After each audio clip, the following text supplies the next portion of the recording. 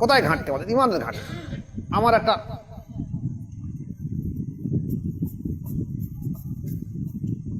জিন মুরিদের সঙ্গে পরিচয় ছিল, আমি তার সঙ্গে পরামর্শ করেছিলাম যে বলো তো দেখি আমাদের দেশের এত অবস্থা এরকম খারাপ কেন, কি হয়েছে? তা বলছে ইমানদার কোথায়, মুমিন কোথায়?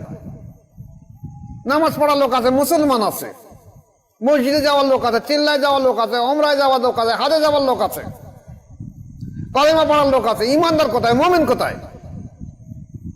ইমানদার মুমিনের ঘাটতি হয়ে গেছে।